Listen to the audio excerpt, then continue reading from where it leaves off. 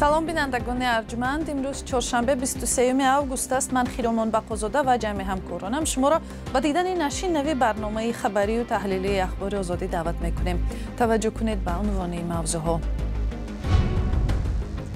мақомоти ноҳияи Восе мегӯянд равои мошинҳои боркаш пули дарёи Ёхсуро ки душанберо бо Кӯлобу Бадахшон мепайвандад ларзон кардааст. мошинои даронҳаҷма барои совхоз чӣ категорӣ накунед? Тоҷикистону Чин дар сари тавлиди карбамид ва мошинҳои электронӣ ва дар умум $400 миллион сармоя мувофиқа ҳосил карданд. оҷонси фасод мавридҳои бештари хешу таборбозиро дар соҳаҳои беҳдошту маориф ошкор кардааст. непотизм дар соҳаҳои дигар нодида гирифта шуд.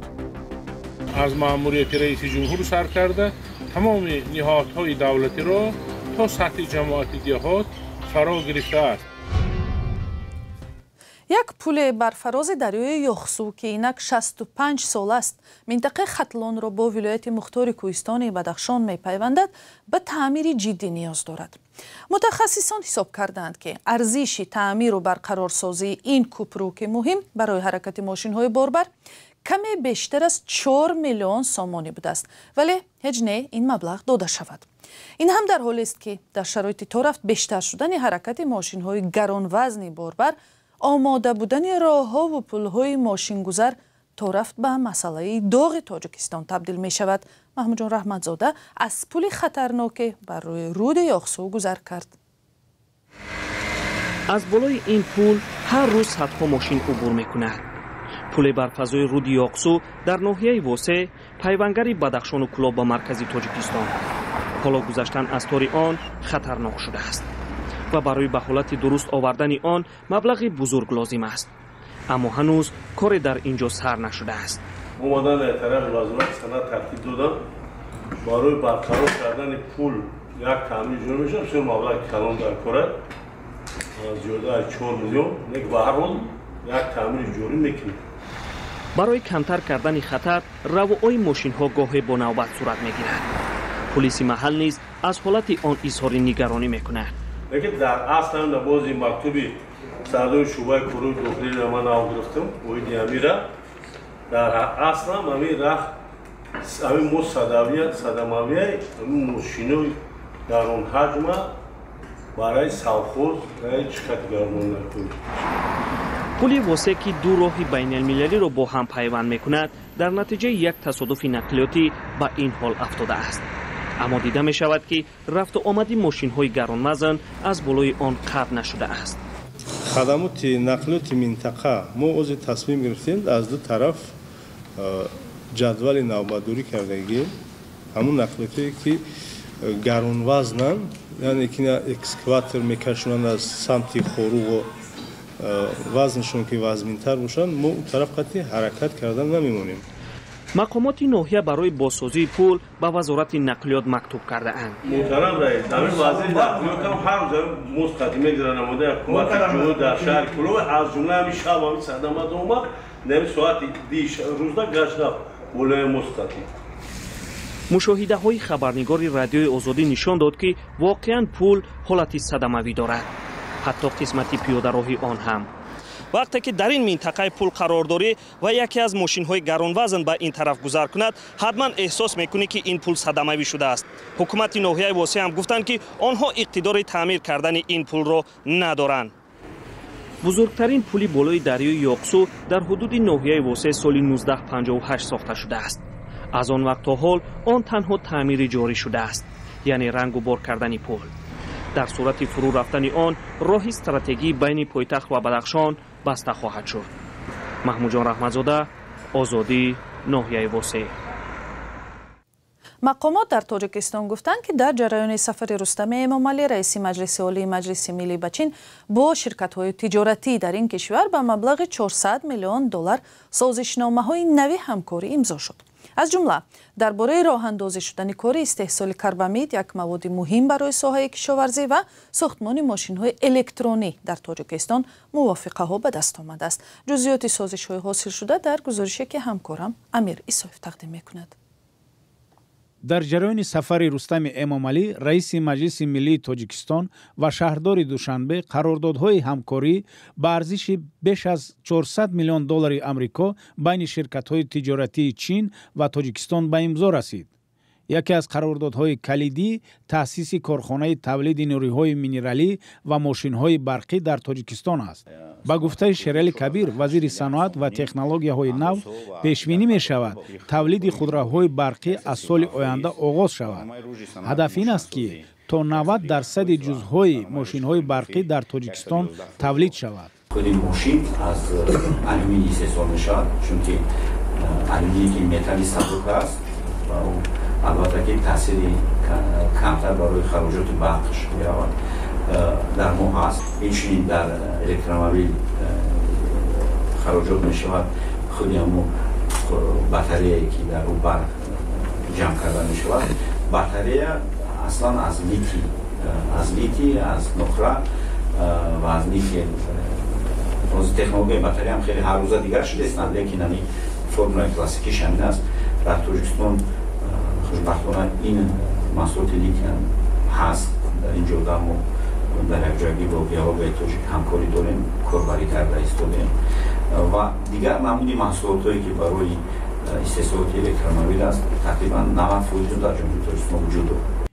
илова бар ин, як маркази логистикӣ дар Тоҷикистон аз тариқи қарордоде ба арзиши $26 миллион байни ширкати Мармарӣ ва Таҷҷонг Enterprise Management Consulting Co. Ltd чинӣ эҷод хоҳад шуд.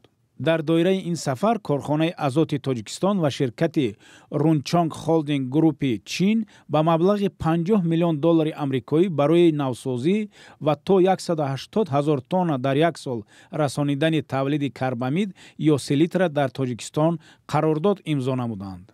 дигар масъала ин тавофуқ байни ширкати Осиё Кемикали Тоҷикистон ва ширкати Рунчонг Холдинг Группи Чин барои сохтмони корхонаи нави истеҳсоли карбамид дар Тоҷикистон аст, ки бо зарфияти 300,000 тонна дар як сол ба маблағи $300 миллион амрикоӣ пешбинӣ шудааст. роҳандозии тавлиди мошинҳои барқӣ дар Тоҷикистон низ аз мавзӯъҳои суҳбати дуҷониб будааст. ин кор аз сӯи ширкати Авеста гурӯҳи Тоҷикистон ва ширкати Джинчуэни Чин амалӣ хоҳад шуд. барои тавлиди 1,500 дона мошини барқӣ дар як сол корхонаи муштараке бо маблағи $25 миллион дар Тоҷикистон бунёд мешавад.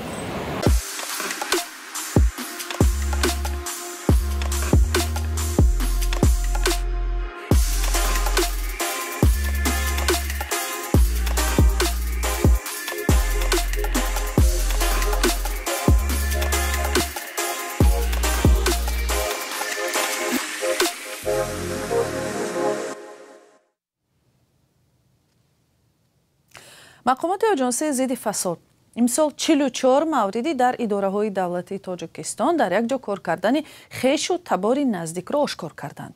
ба қавли онҳо, ин навбат низ аксар ҳолатҳои қонуншиканӣ дар сохторҳои маориф ва беҳдошт ба қайд гирифта шудааст. дар гузашта низ ин соҳаҳо чун гӯё дар ин ҷо аз ҳама зиёд будани мавридҳои ришвахорӣ мавриди интиқод буданд.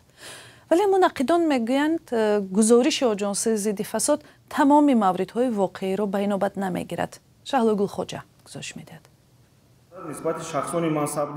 оҷонсии зидди фасод мегӯяд хешутаборбозӣ дар сохторҳои давлатӣ афзоиш ёфтааст. ин ниҳод дар 6 моҳи аввали имсол 44 мавриди фаъолияти хешутабориро ошкор намудааст ки ин нисбат ба соли пеш 7 ҳолат зиёд мебошад. аз ҳама бештар фаъолияти хешутаборӣ ба соҳаҳои маорифу тандурустӣ рост меомадааст. طبق طلبات قانون جمهوری تهران درباره مقاومت با کروسیا ماده 22 البته وابسته به حالت مذکور برای برطرف نمودن قانون ویرانکنی سند اعتنایی در شکل دستور خطی ارسال کرده می‌شود که با نتیجه نفران قانون ویران کننده از منصب‌های اشغال نموده آزاد کرده می‌شوند. оҷонсии зидди фасод дар ҳар нишасти хабарӣ аз ошкор шудани чунин қонуншиканиҳо маълумот медиҳад, вале коршиносон ба ин оморҳо бо шубҳа менигаранд ва мегӯянд ки оҷонсии ошкор кардани ҳолатҳои хешутабориро фақат дар бахшҳои мисли маорифу тандурустӣ ва фарҳанг ошкор мекунад. Хайрулло Мирсаидов, хабарнигори тоҷики муқими Аврупо, бар ин бовар аст ки аз ҳама бештар мавриди хешутаборӣ дар мақомоти қудратӣ ба назар мерасад. к сожалению, они полностью закрывают глаза на то, что متاسفانه آژانسی در مورد خشوتباری در مقامات حفظ حقوق و دیگر ساختارهای قدرتی که در آنجا با ریشه های خشوتباری سری منصب هستند چشم می‌پوشد. آنها 10 ساله هاست که در این نهادها فعالیت دارند ولی کسی علیه آنها کاربری کردن نمی‌تواند. معلوم است که آژانسی هم ضعیف است چون در عکس حال آنها می‌توانند با آژانسی پاسخ بدهند و در نتیجه کارمندان این نهاد ضد فساد را به جوابگری هم کشند.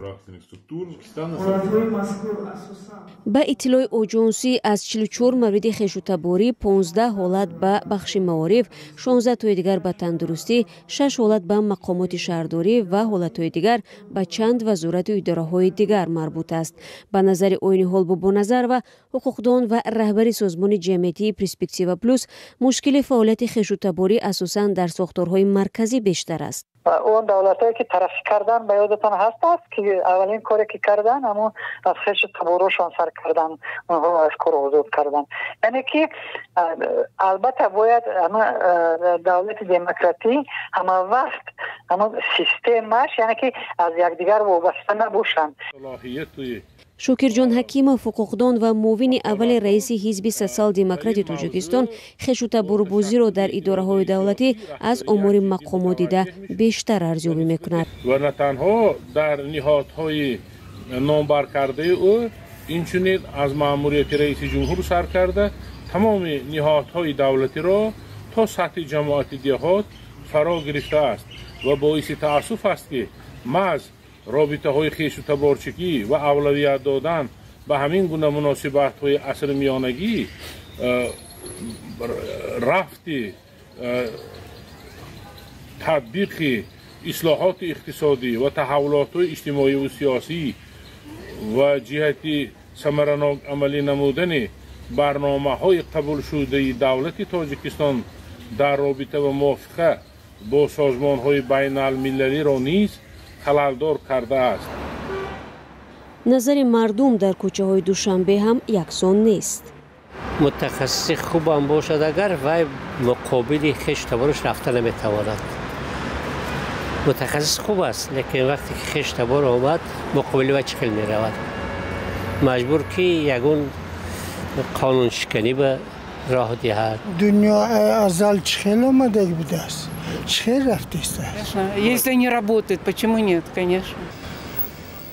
ترانسپرنسی اینترنشنال یا شفافیت بین الملل در گزارش اول امسال گفت اکثریت در تاجیکستان باور دارند پوره‌گیری از خودکنی پولی دولت، خشونت‌باربازی و موردهای دیگر از مسائل پنهان شده می باشد. عین زمان چندی از پیوندان رئیس جمهوری تاجیکستان در منصب‌های کلیدی کار می‌کنند. نه پرزیدنت و نه نزدیکانش در مورد اتهامات خشونت‌باربازی در نهادهای رسمی ابراز نظر نکردند. و یک خبر اداره سازمان ملل متحد در افغانستان میگوید از زمان سری قدرت برگشتن طالبان در این کشور دست کم 218 سابق کارمند اداره های حکومتی و دولتی افغانستان را به قتل رسانیدند. این گزارش میگوید طالبان بیشتر کارمندان سابق حکومت، خادمان پلیس و امنیت را هدف قرار دادند. در مجموع به حساب محققان سازمان ملل متحد در 2 سال گذشته در افغانستان 800 حالت کشتارهای غیرقانونی، حبس‌ها و بازداشت‌های خودسرانه، شکنجه و بدرفتاری و ناپدید شوی‌های ساکنان به قید گرفته شده است. گزارش سازمان ملل متحد در 2مین سالگرد به دست طالبان گذشتن قدرت در افغانستان نشر شده است.